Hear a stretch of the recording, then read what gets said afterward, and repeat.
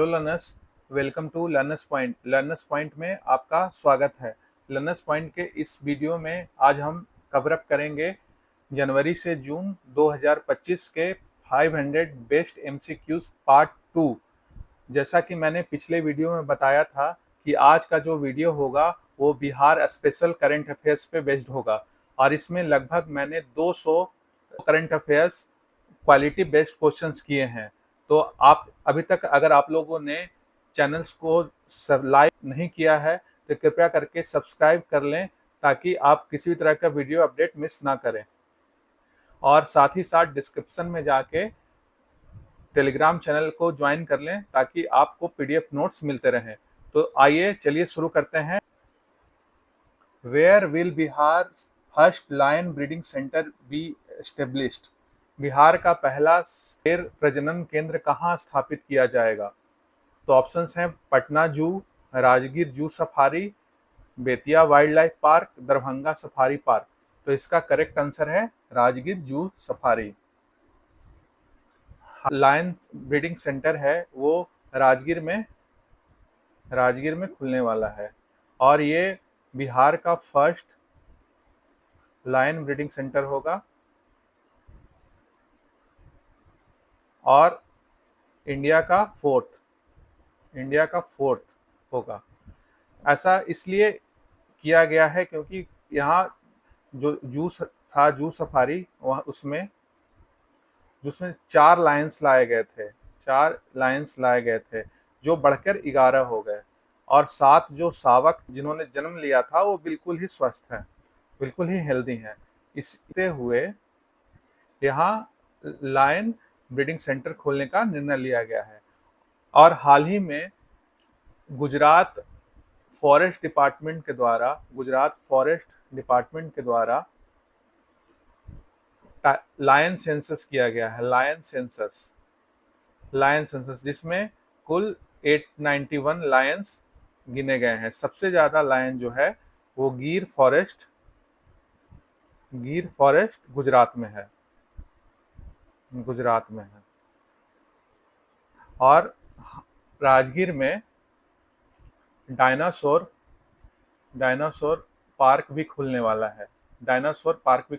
है। जो कि नेचर सफारी के पास में होगा। तो चलिए बढ़ते हैं नेक्स्ट क्वेश्चन।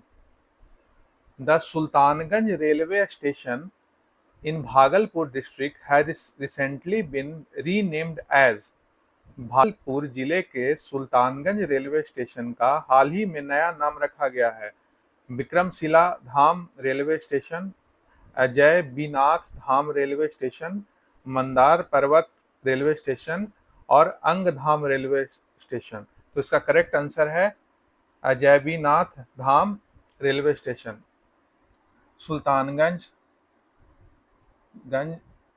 में अजयबीनाथ धाम जो है एक शिव टेम्पल है और वहीं पे गंगा नदी है, गंगा रिवर है। ये श्रावणी मेला लोग जल लेके जाते हैं अभिषेक के लिए बाबा बैद्यनाथ जो कि झारखंड में है। देवघर, जिसको देवघर भी बोलते हैं, देवघर। बढ़ते हैं next question. Recently the Bihar government approved how much amount for the redevelopment of Punaura Dham Janaki Mandir complex. हाल ही में बिहार सरकार ने पुनौरा धाम जानकी मंदिर परिसर के पुनर्विकास के लिए कितनी राशि स्वीकृत की है? तो ऑप्शन है 728 करोड़, 137 करोड़, 882.87 करोड़ और 500 करोड़।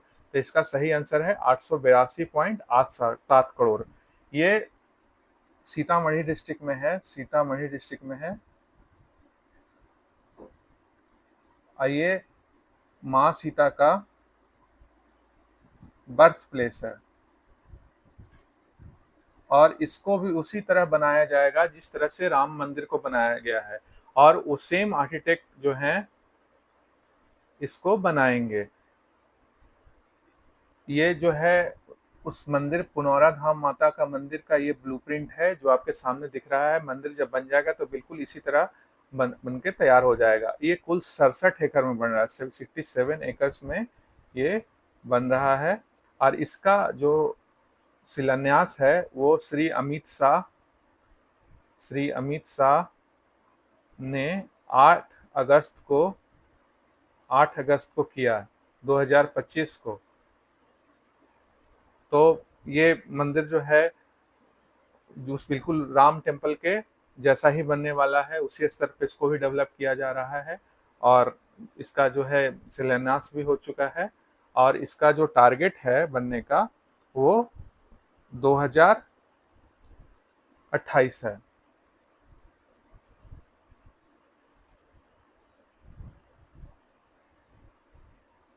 मंदिर कंप्लीट होने का जो टारगेट है वो 2028 है। चलिए बढ़ते हैं next question. The 11th international yoga day was celebrated in Bihar under which name? 11वां अंतर्राष्ट्रीय योग दिवस बिहार में किस नाम से मनाया गया? तो ऑप्शन है योग महोत्सव, योग संगम, योग पर्व, योग चेतना। तो इसका सही आंसर है योग संगम। योगा डे जो है, योगा डे वो 21 जून को मनाया गया। ये योगा डे था और ये 21 जून योगा जो इंटरनेशनल योगा डे जो शुरू हुआ है 21 जून 2015 से शुरू हुआ है। और इस बार का योगा डे का जो थीम था, योगा डे का थीम था yoga for one earth one health.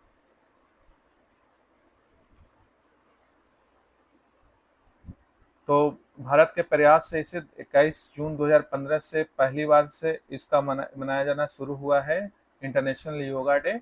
और ये 11वां इंटरनेशनल योगा डे था और बिहार में इसे योग संगम के रूप में मनाया जा रहा है। चलिए बढ़ते हैं next question. Which state hosted the Khelo India youth game? Most important question for BPSC exam, most important question for BPSC. Maharashtra, Bihar, Rajasthan.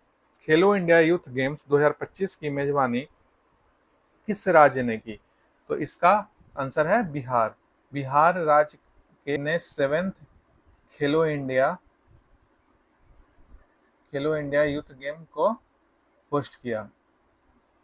इसने 5 डिस्ट्रिक्ट में इसको होस्ट किया है। कहाँ कहाँ किया है? पटना, गया, बेगूसराय,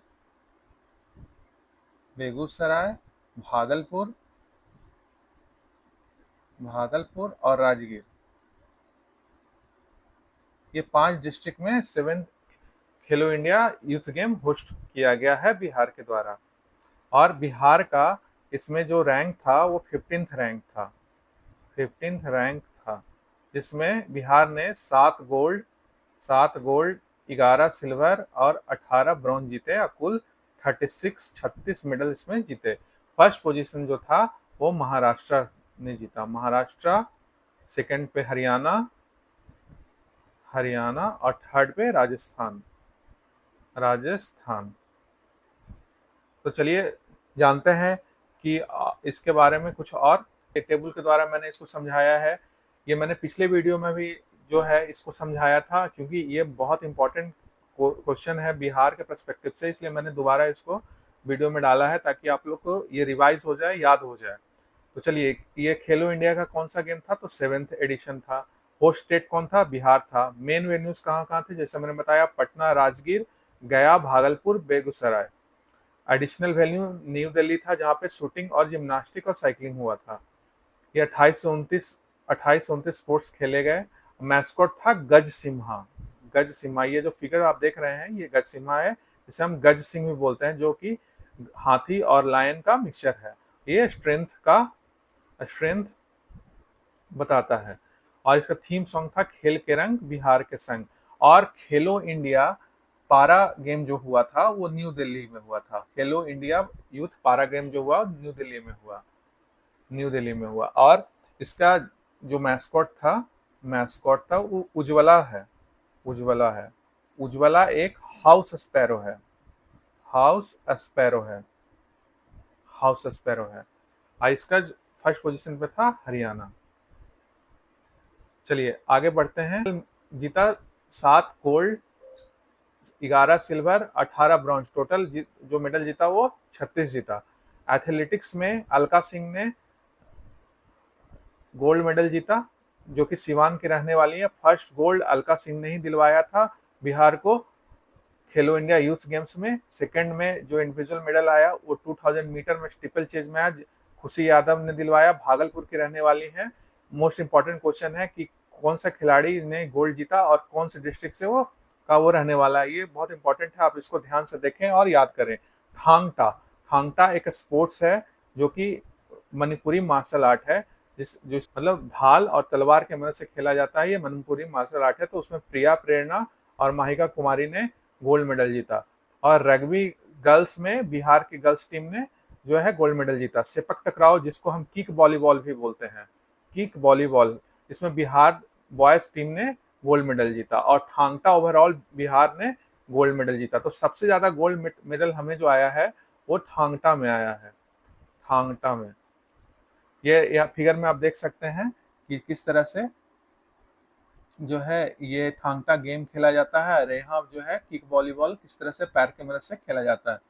तो चलिए, और बिहार में ही जो है सेपक टकराव का वर्ल्ड कप भी खेला गया है पटना में। इसका आयोजन जो है पटना में किया गया है और इंडिया जो है उसमें 4th पोजीशन पे था। चलिए आगे बढ़ते हैं। Next question, who is the current chairperson of the Bihar state women commission as of September 2025? सितंबर 2025 तक बिहार राज्य महिला आयोग की वर्तमान अध्यक्ष कौन है? तो है अश्वमेध देवी, प्रोफेसर अप्सरा, मंजू देवी, शहनाज बेगम। तो इसका करेक्ट आंसर है प्रोफेसर अप्सरा। प्रोफेसर अप्सरा जो है बिहार स्टेट वुमेन कमीशन की नई चेयरमैन है। और इंडिया की नेशनल कमीशन फॉर वुमेन की जो चेयरमैन है वो है विजया आर रहताकर, विजया के रहताकर।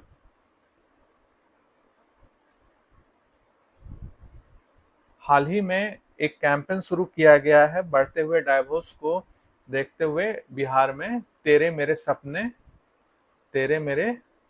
सपने नेशनल काउंसिल ऑफ वुमेन्स के द्वारा। तो चलिए आगे बढ़ते हैं। Next question, who won the Mrs Bihar 2025 title? Mrs Bihar 2025 का खिताब किसने जीता? ऑप्शन है अपूर्वा वर्मा, शुभांगी बगेवाड़ी, ऐश्वर्या राज, सरगम कौशल। तो इसका करेक्ट आंसर है ऐश्वर्या राज। ऐश्वर्या राज जो है ने इसको जीता। ऐश्वर्या राज वाइफ हैं करंट एमएलए, बीजेपी के एमएलए हैं विशाल प्रशांत, जो कि तरारी विधानसभा से जीत के आते हैं, तरारी विधानसभा से जीत के आते हैं। इनके पिताजी का नाम है सुनील पांडे, जो कि काफी फेमस है भोजपुर जिले में, पीरो। तो ऐश्वर्या राज ने मिसेस बिहार 2025 टाइटल को जीता है। चलिए, और 72nd miss world 72nd miss world जो कंपटीशन हुआ है वो हैदराबाद में हुआ है और इसकी विनर है ओपल सुचाता चिंगुस्वरी।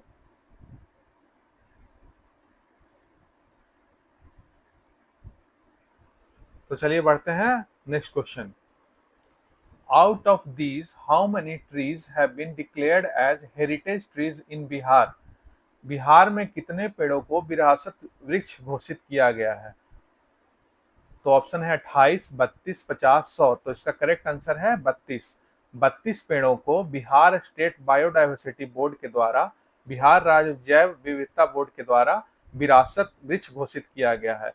तो इसमें बहुत सारे जो पेड़ हैं, जैसे पीपल का वृक्ष है, पीपल ट्री है, बनियान ट्री है, इन सब पेड़ों को, 32 ऐसे पेड़ों को विरासत वृक्ष घोषित किया गया है। तो चलिए आगे बढ़ते हैं next question. How many blocks of Bihar has the cooperative department approved the openings of vegetable outlets through primary vegetable producer cooperative societies? Bihar में कितने प्रखंडों में सहकारिता विभाग द्वारा प्राथमिक सब्जी उत्पादक सहकारी समितियों के माध्यम से तरकारी आउटलेट खोलने की मंजूरी दी गई है? इसके ऑप्शन हैं 150, 200, 250, 300। तो इसका करेक्ट आंसर है 200। 200 जो है कोऑपरेटिव्स के द्वारा ये खोला जाएगा। 200 आउटलेट्स खुलेंगे और इसमें जो है बिहार गवर्नमेंट सब्सिडी भी देगी।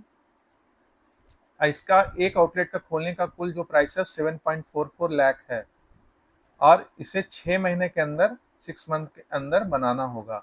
इसमें बिहार गवर्नमेंट को सब्सिडी भी देगी। तो चलिए बढ़ते हैं नेक्स्ट क्वेश्चन।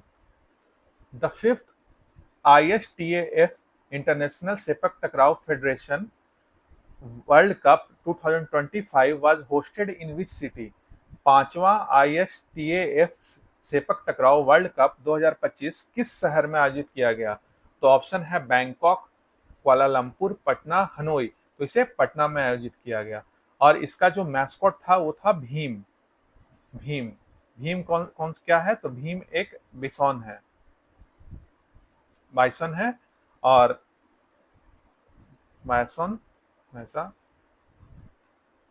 तो इसमें जो इंडिया ने 7 मेडल्स जीते, एक गोल्ड, एक सिल्वर और 5 ब्रॉन्ज, और 4th पोजीशन पे रहा है इंडिया।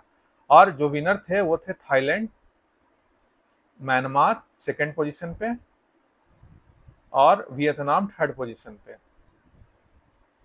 इंडिया ने जो गोल्ड जीता वो रेगू इवेंट में जापान को हरा के जीता।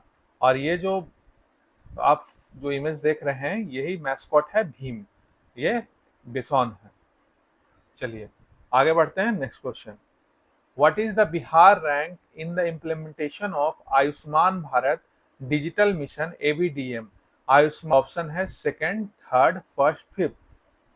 तो इसका सही आंसर है 1st। बिहार 1st पोजीशन पे है।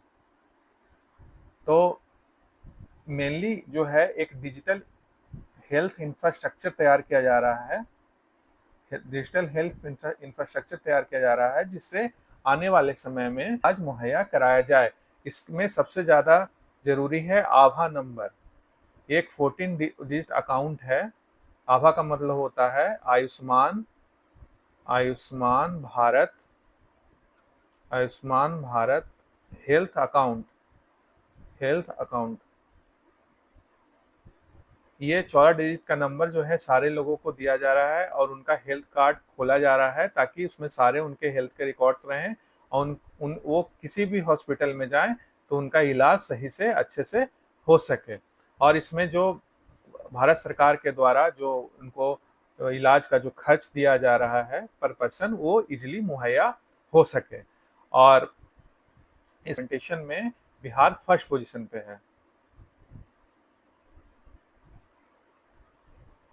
तो चलिए आगे बढ़ते हैं। और हाँ, आयुष्मान भारत जो स्कीम है वो 2016 में शुरू किया गया था भारत सरकार के द्वारा।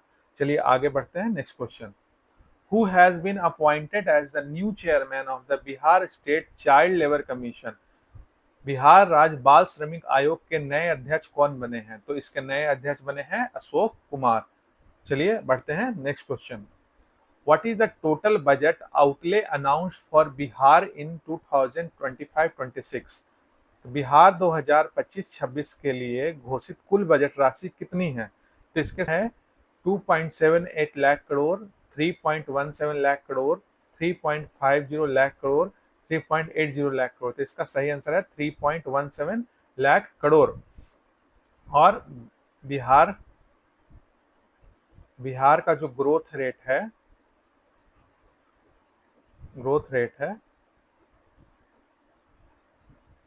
करंट प्राइसेस पे है 14.47% और कांस्टेंट प्राइस पे है 9.2%। ये बिहार जो है ग्रोथ में नंबर 2 पोजीशन पे है आफ्टर तेलंगाना के बाद बिहार सेकंड पोजीशन पे है ओवरऑल ग्रोथ में इंडियन स्टेट्स में। तेलंगाना का जो ग्रोथ रेट है वो है 14.50। तो आइए चलिए बढ़ते हैं next question. Bihar physical deficit target as percentage of GSDP in 2025-26 is. 2025-26 में बिहार का राजकोषीय घाटा लक्ष्य जीएसडीपी का प्रतिशत कितना है? तो ऑप्शन है 2%, 3%, 5%, 9.2%। इसका सही आंसर है 3%। आइए बढ़ते हैं next question. Who was appointed as the 45th chief justice of the Patna high court. Patna उच्च न्यायालय के 45वें मुख्य न्यायाधीश कौन बने हैं? तो ऑप्शन है कृष्ण विनोद चंद्रन, संजय करोल, विपुल मनुभाई पंचोली, आशुतोष कुमार। तो इसका सही आंसर है विपुल मनुभाई पंचोली। और अभी हाल फिलहाल में चीफ सेक्रेटरी बने हैं, chief secretary of Bihar Pratyaya Amrit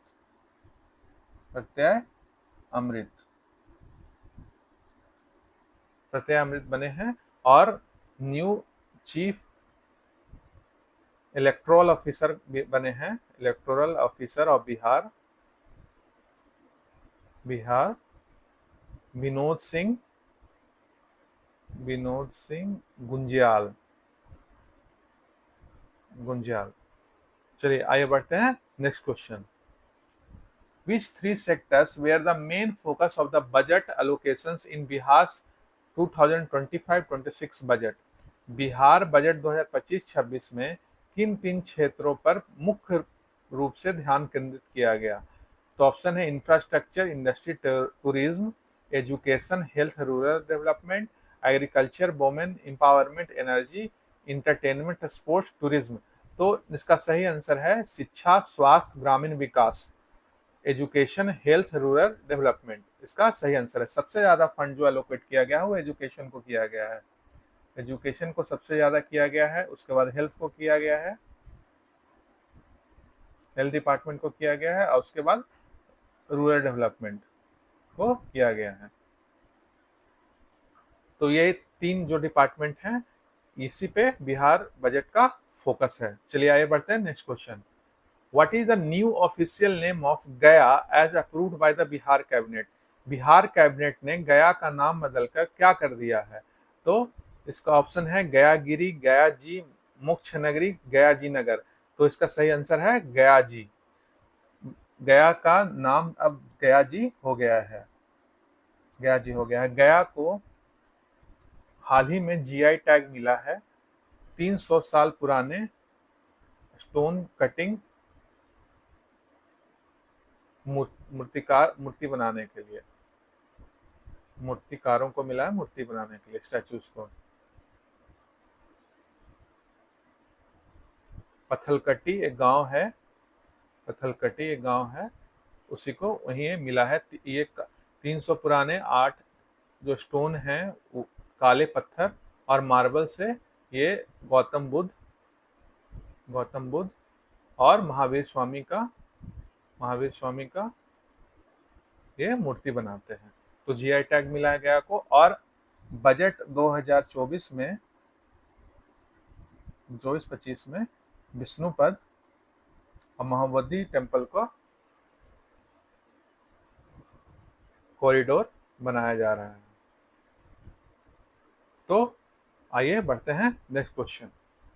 By which year has the Bihar government set the target to achieve the goal of हरित बिहार कैंपेन?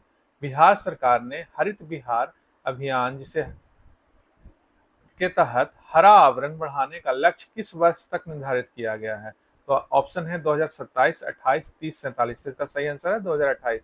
बिहार गवर्नमेंट 15% से जो फॉरेस्ट एरिया है उसको बढ़ा के 17% करने का लक्ष्य 2028 तक किया है। बिहार के जो मुख्यमंत्री हैं नीतीश कुमार, यहाँ के गवर्नर हैं आरिफ मोहम्मद खान, नए अपॉइंट हुए हैं मोहम्मद खान। यहाँ के जो चीफ जस्टिस हुए वो हुए विपुल एम पंचोली। एडवोकेट जनरल हुए पीके शाही। डीजीपी हुए विनय कुमार।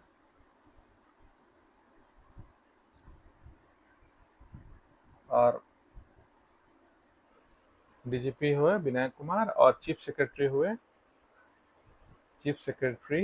हुए प्रत्यय अमृत। मैं इन सब चीज़ों को बार बार इसलिए रिपीट कर रहा हूँ ताकि आपके दिमाग में ये सारे चीज़ बैठ जाएं। तो चलिए आगे बढ़ते हैं नेक्स्ट क्वेश्चन की ओर। हाँ, और हमारे फाइनेंस मिनिस्टर हैं सम्राट चौधरी जो कि डिप्टी सीएम भी हैं बिहार के।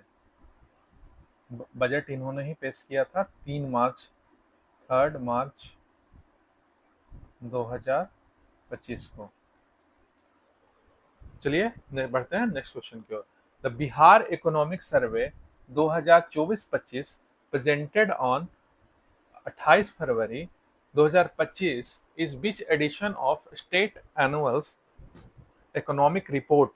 28 फरवरी 2025 को प्रस्तुत आर्थिक सर्वेक्षण 2024-25 राज्य की वार्षिक आर्थिक रिपोर्ट का कौन सा संस्करण है?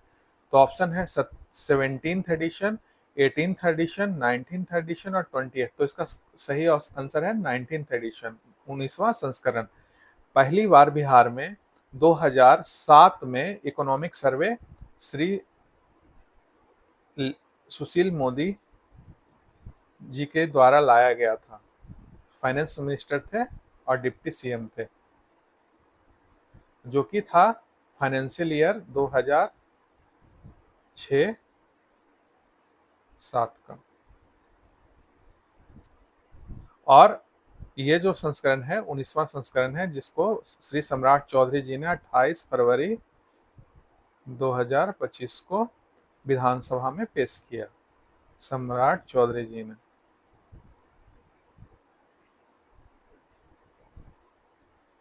आइए चलिए बढ़ते हैं नेक्स्ट क्वेश्चन की ओर। The 2-day makhana Mahotsav 2024 was organised in which city.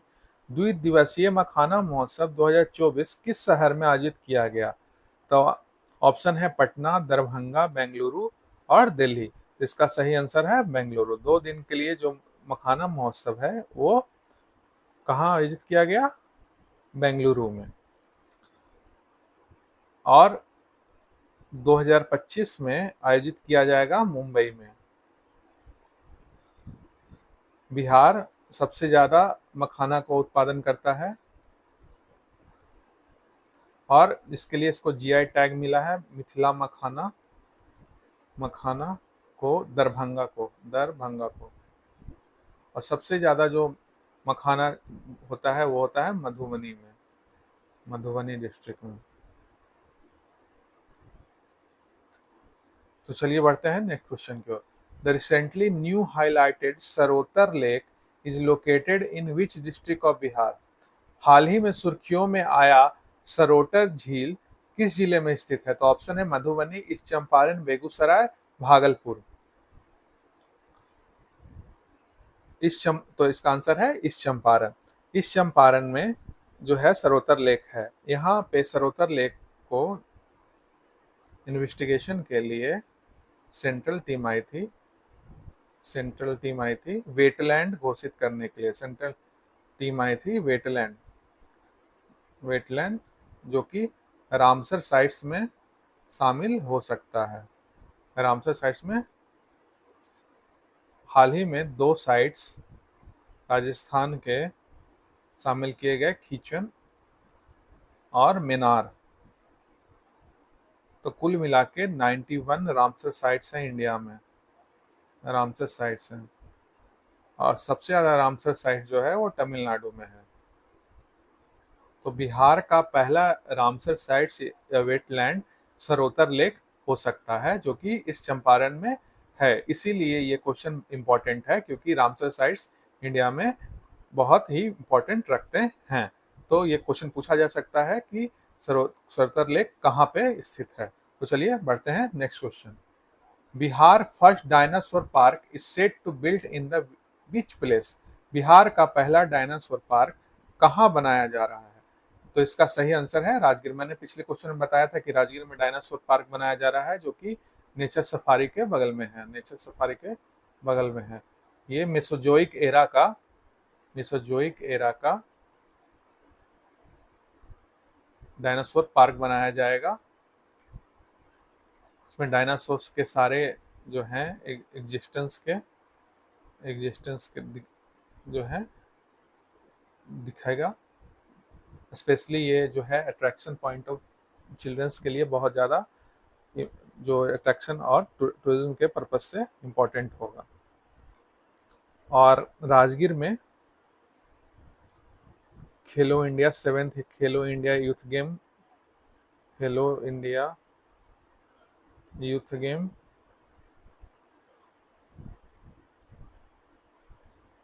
Asia cup hockey lion breeding centre Bihar first sports university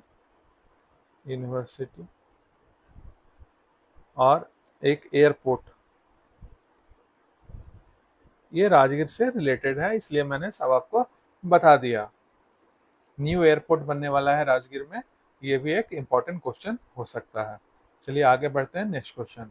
Bihar first drone manufacturing unit by AVPL and international is said to be established in which location?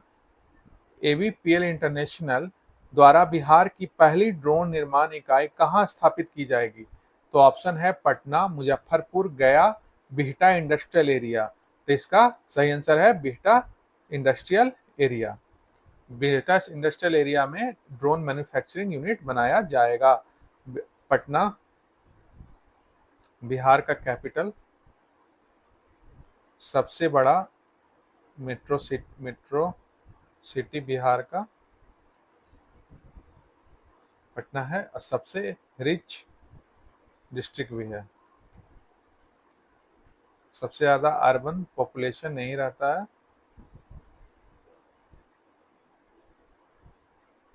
चलिए बढ़ते हैं next question. Bihar first घड़ियाल sanctuary in the Gandak river has been officially established in which district? Gandak नदी में बिहार का पहला घड़ियाल अभयारण्य किस जिले में स्थापित किया जा रहा है? तो ऑप्शन है पूर्वी चंपारण, पश्चिम चंपारण, गया, मुजफ्फरपुर। तो इसका सही आंसर है वेस्ट चंपारण। इसमें वेस्ट चंपारण के बेतिया में इसको एस्टैब्लिश किया जा रहा है, जो कि गंडक रिवर जो है नेचुरल हैबिटेट है घड़ियाल्स का। हाल ही में बिहार में गंगेटिक रिवर डॉल्फिन का सर्वे हुआ है, जिसमें कुल 2220 गंगेटिक डॉल्फिन पाए गए हैं, जो कि ओवरऑल 35% जो है आफ्टर यूपी सेकंड पोजीशन पे बिहार है। तो 2220 जो है रिवर डॉल्फिन जो है बिहार में पाए गए हैं, और ओवरऑल जो है यूपी में सबसे ज्यादा है। तो चलते हैं बढ़ते हैं next question. The Bihar government has set a target to become a developed state by which year? Bihar सरकार ने किस वर्ष तक राज्य को विकसित राज्य बनाने का लक्ष्य निर्धारित किया है? तो इसका सही आंसर है 2047।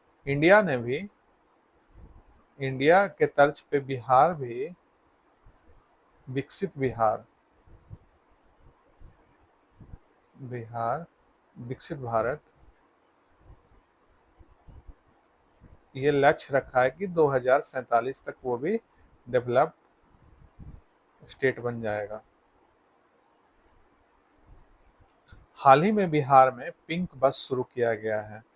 पिंक बस जो कि बजट में था, बजट में पिंक बस वुमेन्स ओनली बस है, 6 डिस्ट्रिक्ट में शुरू किया गया है। गया, मुजफ्फरपुर, दरभंगा,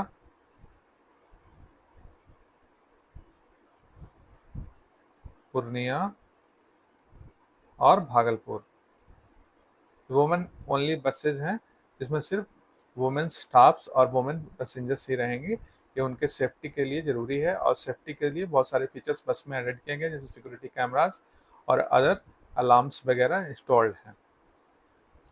और महिला हाट भी जो है, महिला हाट जो है वो पटना में खुलेगा। और बजट में हॉस्टल्स बनाए जाएंगे वर्किंग वुमेन्स के लिए, हर जगहों पे, हर डिस्ट्रिक्ट्स में हॉस्टल फॉर वर्किंग वुमेन्स। और विवाह मंडप भी बनाया जाएगा सारे पंचायत में गरीब लड़कियों के विवाह के लिए। तो चलिए आगे बढ़ते हैं next question. The 300-year-old stone art that recently received a GI tag in Bihar belongs to which district? तो मैंने जैसा ही बताया था कि 300 वर्ष पुरानी पत्थर आर्ट जो स्टोन आर्ट है उसको जीआई टैग दिया गया है गया डिस्ट्रिक्ट को। चलिए आगे बढ़ते हैं नेक्स्ट क्वेश्चन।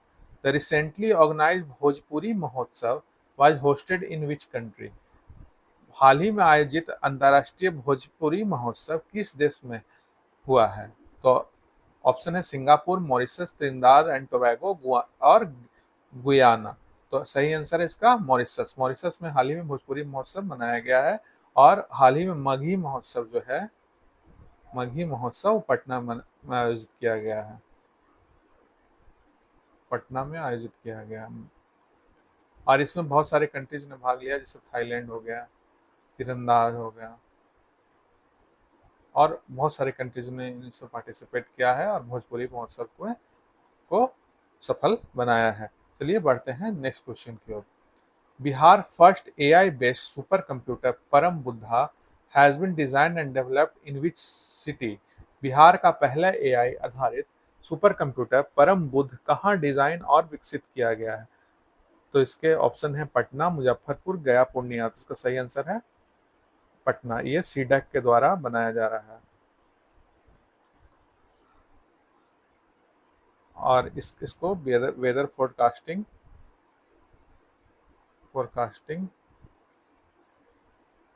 के लिए उपयोग में लाया जाएगा।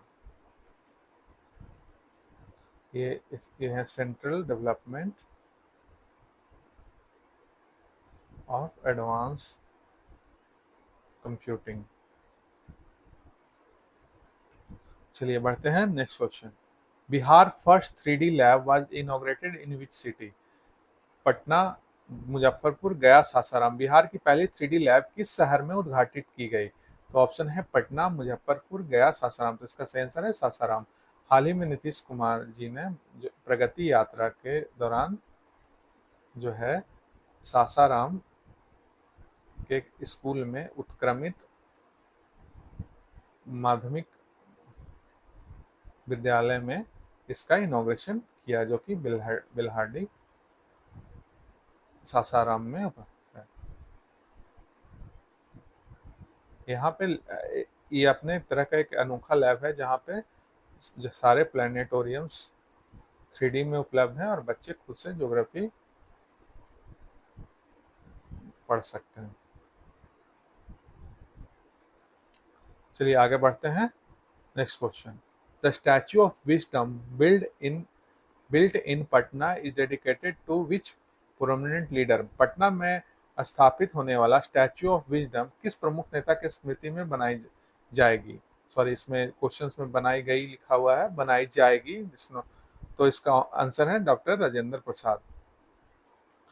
डॉक्टर राजेंद्र प्रसाद के लिए स्टैच्यू ऑफ विजडम जो है बनाया जाएगा। इसकी कुल ऊंचाई जो होगी 243 मीटर होगी, जो कि ये पहचान है कि टोटल जो सीट्स हैं MLA के, उसके लिए 243 फीट का ये मीटर का बनाया जाएगा, जो कि 182 मीटर स्टैच्यू ऑफ यूनिटी से ज़्यादा ऊंचा होगा। तो डॉक्टर राजेंद्र प्रसाद जो हैं हमारे पहले प्रेसिडेंट हैं और बिहार के स्वतंत्रता सेनानी थे, और इनका हाल ही में 140वां बर्थ एनिवर्सरी मनाया जा रहा है। 3 दिसंबर 1884 का इनका जन्म हुआ था। तो कहाँ हुआ था? सिवान में, जीरादेई में,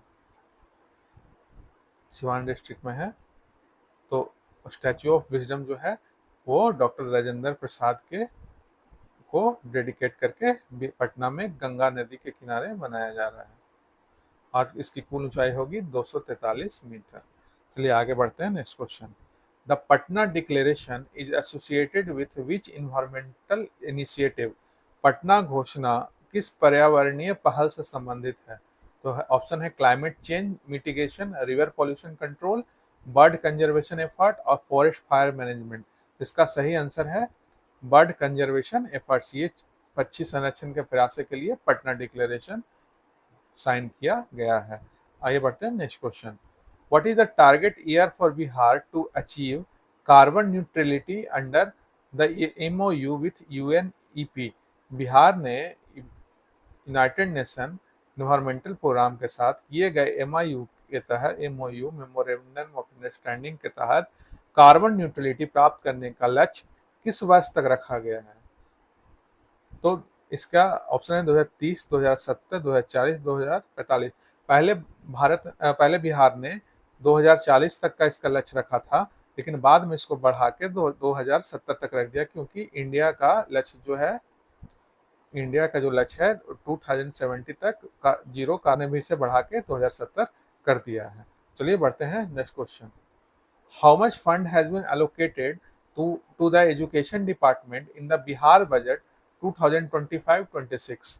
बिहार बजट 2025-26 में शिक्षा विभाग के लिए कितनी राशि आवंटित की गई है? तो ऑप्शन है 55,000 करोड़, 60,964 करोड़, 65,000 करोड़, 70,000 करोड़। तो इसका सही आंसर है 60,964 करोड़। सबसे ज्यादा जो पैसा एलोकेशन हुआ है वो एजुकेशन डिपार्टमेंट में हुआ है। शिक्षा विभाग में सबसे ज्यादा पैसा अलॉटमेंट हुआ है। उसके बाद जो है स्वास्थ्य विभाग में 20,335 करोड़, फिर ग्रामीण कार्य एवं पथ निर्माण में 17,908 करोड़, फिर गृह विभाग में 17,831 करोड़, ग्रामीण विकास में 60,093 करोड़, और इलेक्ट्रिसिटी ऊर्जा विभाग में 13,484 करोड़ रुपया आवंटित किया गया है। तो आइए बढ़ते हैं नेक्स्ट क्वेश्चन, और इस बार का जो बजट है वो श्री सम्राट चौधरी जी ने पेश किया था। सम्राट चौधरी जी ने 3 मार्च 2025 को 3.17 लाख करोड़ का, ग्रोथ रेट है 14.47 एट करेंट प्राइसेस और 9.2% एट कांस्टेंट प्राइसेस। चलिए बढ़ते हैं next question, by when does Bihar plan to increase its forest cover from 15% to 17%? Bihar सरकार अपने वन आवरण को 15 से 17% तक किस वर्ष तक बढ़ाने का लक्ष्य रखती है? तो ऑप्शन है 2025, 2026, 2028, 2035। तो इसका सही आंसर है 2028। बिहार जो है 15% से 17% तक 2028 तक करने का लक्ष्य रखा है।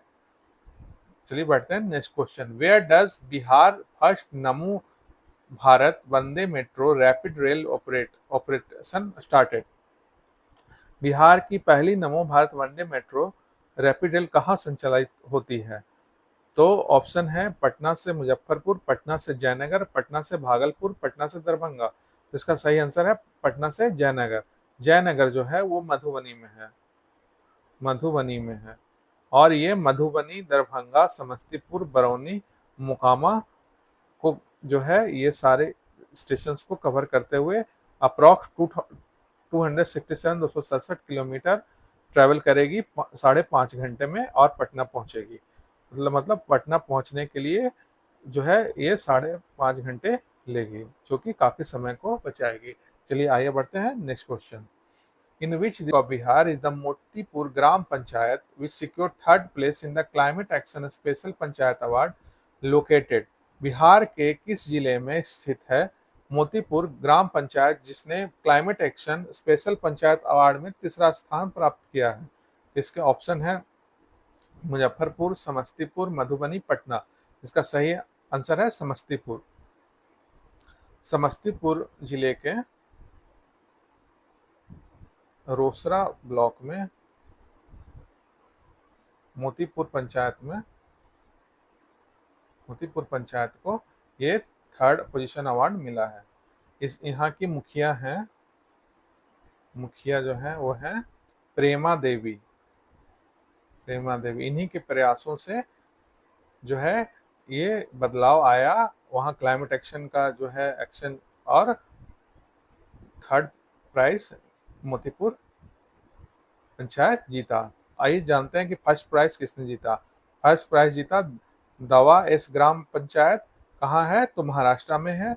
और सेकंड प्राइज जीता बीरादाहल्ली ग्राम पंचायत, हासन डिस्ट्रिक्ट कर्नाटका में। और थर्ड मिला मोतीपुर ग्राम पंचायत जो कि है समस्तीपुर बिहार में।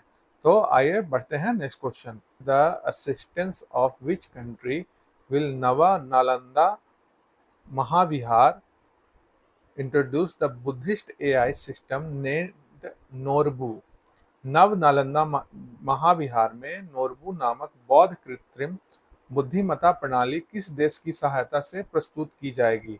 तो ऑप्शन है Japan, Thailand, Malaysia, south Korea. तो इसका सही आंसर है मलेशिया। और हाल ही में न्यू नालंदा यूनिवर्सिटी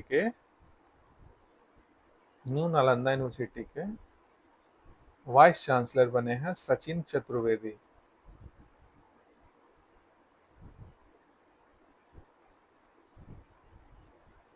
और यहाँ के चांसलर हैं अरविंद पनगरिया जो कि इकोनॉमिस्ट हैं और नीति आयोग के फर्स्ट वाइस चेयरमैन रह चुके हैं। तो चलिए बढ़ते हैं next question. Doctor Sharda Sinha was awarded which Padma award?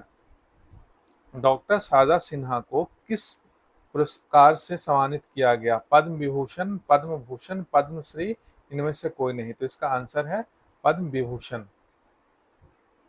इनके छठ गीत और सांस्कृतिक गीत के लिए इनको ये सम्मान दिया गया। और बिहार के 7 लोगों को पद्म अवार्ड मिला है। तो आइए जानते हैं किनको किनको पद्म अवार्ड से नवाजा गया है। तो डॉक्टर शारदा सिन्हा मरणोपरांत पद्म विभूषण कला और संगीत क्षेत्र में दिया गया है, जिनको बिहार कोकिला के नाम से भी जाना जाता है। बहुत इंपॉर्टेंट क्वेश्चन है। छठ गीतों के लिए प्रसिद्ध लोक संगीत को नई पहचान दिलाई। दूसरे अवार्ड जो मिला है सुशील कुमार मोदी, जो कि पूर्व डिप्टी CM ऑफ बिहार रह चुके हैं, फाइनेंस मिनिस्टर रह चुके हैं, उनको मिला है पद्म भूषण लोक सेवा राजनीति के लिए। बिहार के पूर्व उप मुख्यमंत्री, लंबे समय तक सक्रिय राजनीति में योगदान। तीसरा जो है किशोर कुणाल, मरणोपरांत पद्मश्री से इनको नवाजा गया है सिविल सेवा धर्म कार्य के लिए। महावीर टेम्पल पटना के ट्रस्टी थे किशोर कुणाल। उनके जो बहुत सारे योगदान जो हैं, हॉस्पिटल्स हैं, महावीर कैंसर संस्थान है, इनके लिए इनको इस पद्मश्री दिया गया है, जो सिविल कार्य धर्म कार्य है। पूर्व IPS थे, महावीर मंदिर ट्रस्ट के अध्यक्ष, और धार्मिक और परोपकारी कार्य हेतु इनको ये प्राइज मिला है। तीसरा जो प्राइज मिला है वो भीम सिंह भवेश को मिला है पद्मश्री। समाज सेवा के लिए मिला है इनको। पत्रकार हैं ये। मुसहर समुदाय के बच्चों को शिक्षा से जोड़ने में अहम योगदान रहा है इनका। तीसरे जो हैं वो एक डॉक्टर हैं, डॉक्टर हेमंत कुमार, इनको भी पद्मश्री मिला है चिकित्सा के लिए। नेफ्रोलॉजी मतलब किडनी के लिए। प्रसिद्ध नेफ्रोलॉजिस्ट, किडनी रोगों की इलाज और जागरूकता को सुलभ बनाया। इन्होंने अपने इलाज से किडनी का जो रोग है उसको बहुत लोगों तक जो है, बहुत हद तक जो है कम किया, और जो है जागरूक बनाया कि उसे कैसे ठीक किया जा सकता है। फिर है निर्मला देवी, उनको भी पद्मश्री दिया गया। किस लिए? कला के लिए, आर्ट के लिए सुजनी कढ़ाई, जो कढ़ाई किया जाता है, अलग अलग जो कढ़ाई है उनमें एक सुजनी कढ़ाई भी एक आर्ट है। वो मुजफ्फरपुर की लोक कलाकार हैं। सुजनी कढ़ाई और लोक कथाओं को जीवंत बनाने हेतु सम्मानित किया गया है। और जो अंतिम जो अवार्ड है पद्मश्री का, वो विजय नित्यानंद सुरेश्वर जी महाराज को दिया गया है, अध्यात्म के लिए, अध्यात्म शिक्षा और धार्मिक कार्यों में योगदान के लिए सम्मानित किया गया है। ये जो 7 लोग हैं, ये बहुत ही खास लोग हैं बिहार के परिप्रेक्ष्य में। इनको पद्म विभूषण, पद्म भूषण और पद्मश्री से नवाजा गया है। ये बहुत ही इंपॉर्टेंट सवाल है और एग्जाम में एक सवाल इससे रहने वाला है। तो इस टेबल को आप ध्यान से देखें, वीडियो को ध्यान से सुने और फिर एग्जाम में जाएं। आपको एक सवाल यहाँ से मिलने वाला है। चलिए बढ़ते हैं next question. Kosi Mechi link project is related to which state? Kosi Mechi link परियोजना किस राज्य से संबंधित है?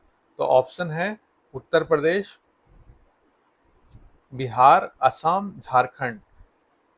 तो इसका सही आंसर है बिहार। कोसी को सौरव बिहार बोला जाता है, सौरव बिहार। ये मेची रिवर को, कोसी को मेची रिवर से जोड़ा जाएगा, जो कि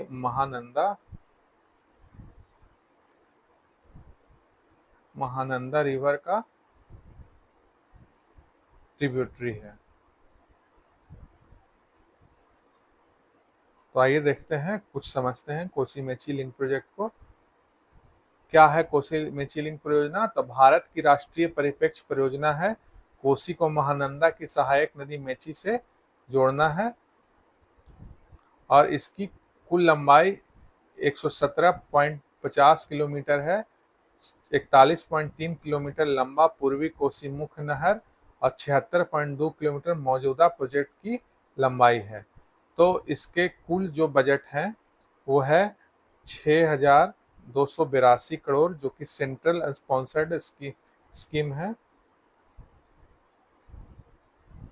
75-25 रेशियो में इसको बनाया जा रहा है, जिसमें से 6282 इसकी टोटल कॉस्ट है, जिसमें से जो केंद्र सरकार है वो 3652 करोड़ रुपए देगी।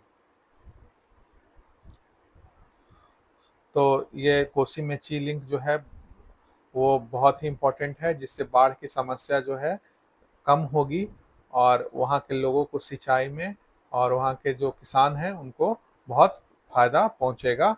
और ये बहुत इम्पोर्टेंट सवाल है कोसी मेची लिंक। ये जो कोसी मेची लिंक है, इसके शुरुआत जनक जो हैं वो हमारे पूर्व प्रधानमंत्री श्री अटल बिहारी वाजपेयी थे, अटल बिहारी वाजपेयी।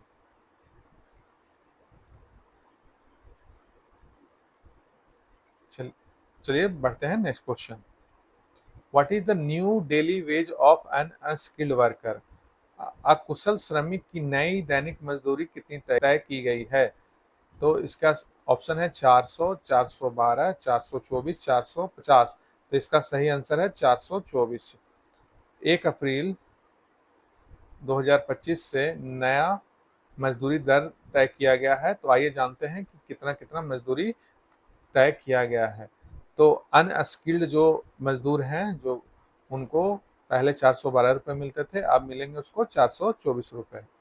सेमी स्किल्ड जो मजदूर हैं, जो कि हैं, उनको पहले मिलता था 428 रुपये, अब मिलेंगे उनको 440 रुपये। स्किल्ड जो मजदूर हैं उनको पहले मिलते थे 521 रुपये, अब उनको मिलेंगे 536 रुपये। हाईली स्किल्ड जो मजदूर हैं उनको पहले मिलते थे 636 रुपये, अब मिलेंगे 654 रुपये। तो ये जो बढ़ोतरी है वो 1 अप्रैल 2025 से लागू हो गया है और यही अब मिनिमम डेली वेजेस है, इससे कम कानूनी अपराध है। तो आइए बढ़ते हैं अब नेक्स्ट क्वेश्चन की ओर।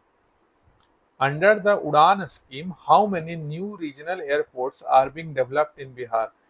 उड़ान योजना के अंतर्गत बिहार में कितने नए क्षेत्रीय हवाई अड्डे विकसित किए जा रहे हैं? तो ऑप्शन है 4, 6, 8, 10। तो इसका सही आंसर है 6 एयरपोर्ट्स को डेवलप किया जा रहा है, जिसमें मधुबनी में, बीरपुर सुपौल में, मुंगेर में, मुजफ्फरपुर में, वाल्मीकि नगर में जो कि है वेस्ट चंपारण में, और सहरसा में। ये जो है उड़ान स्कीम, उड़े देश का आम नागरिक स्कीम जो चल रहा है, वो उसी के तहत लोकल एयरपोर्ट्स का डेवलपमेंट हो रहा है।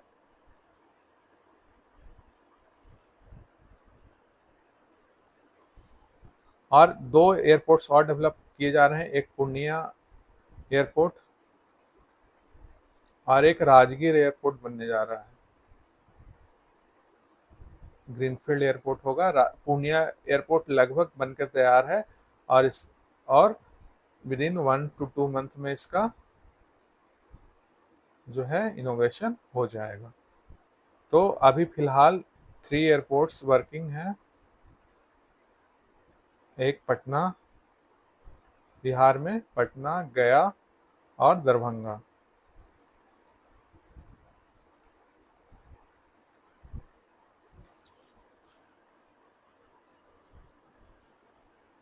पटना में है जयप्रकाश नारायण एयरपोर्ट, गया में है गौतम बुद्ध एयरपोर्ट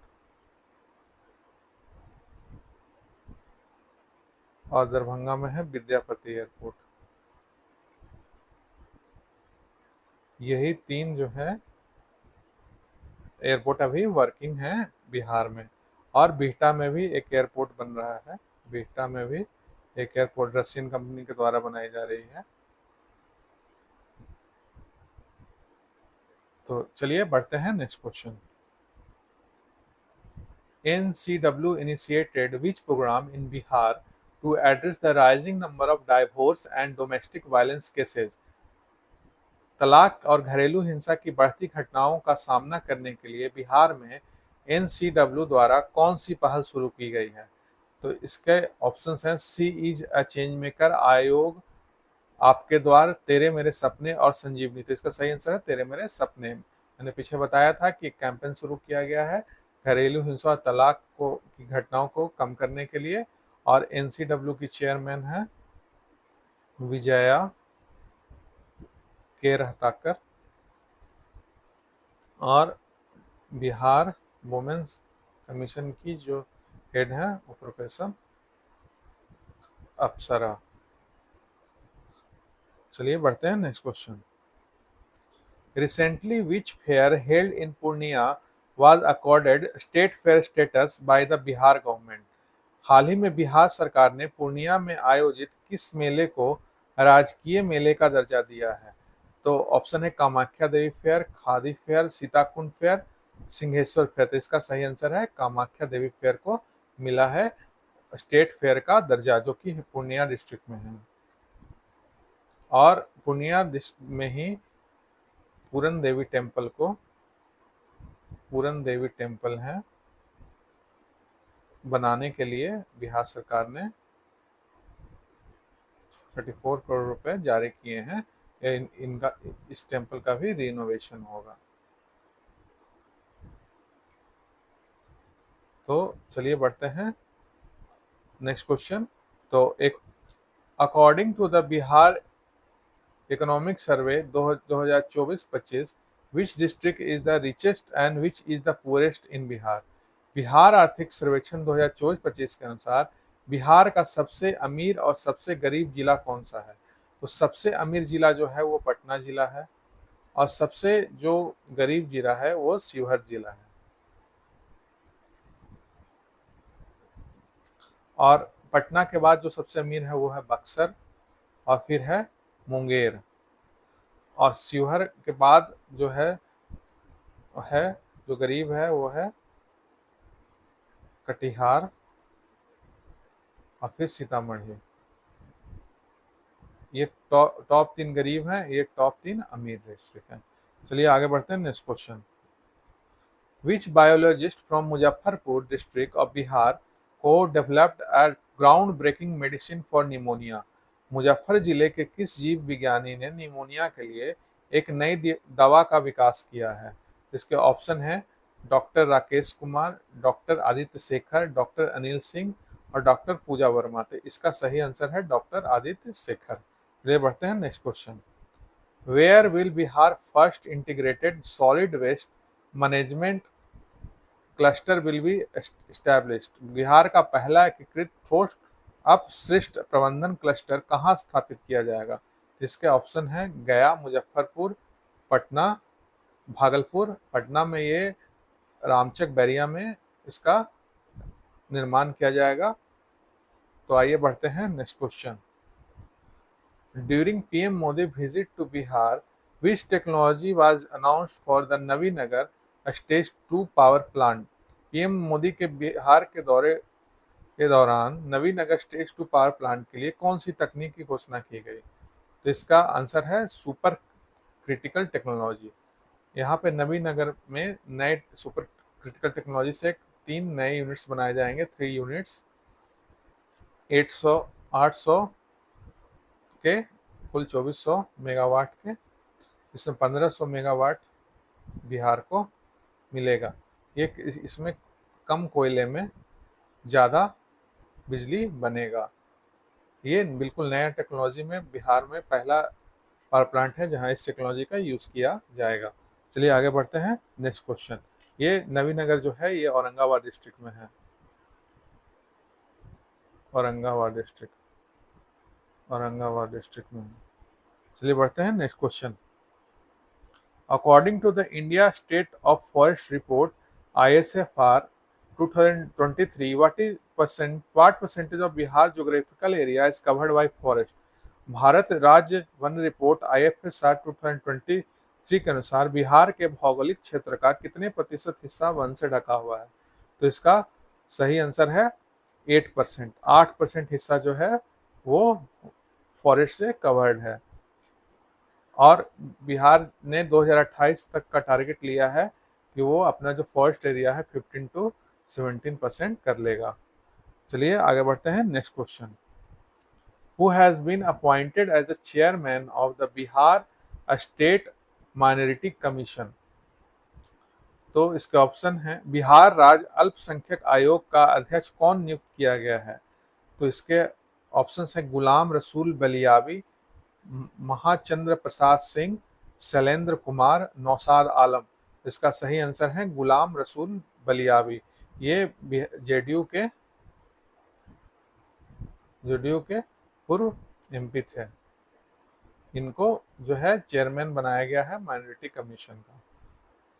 तो होप सो आपको ये वीडियो पसंद आया होगा, और अगर अभी तक आप लोगों ने सब्सक्राइब नहीं किया है तो सब्सक्राइब कर लें और बेल आइकन को दबा दें ताकि आगे भी वीडियो अपडेट्स मिलते रहें। और ये जो वीडियो है बहुत ही इंपॉर्टेंट वीडियो है बीपीएससी एग्ज़ाम के लिए, और बीपीएससी के पर्सपेक्टिव से ये बहुत ज़्यादा इंपॉर्टेंट इसलिए हो जाता है क्योंकि ये बिहार फोकस्ड है।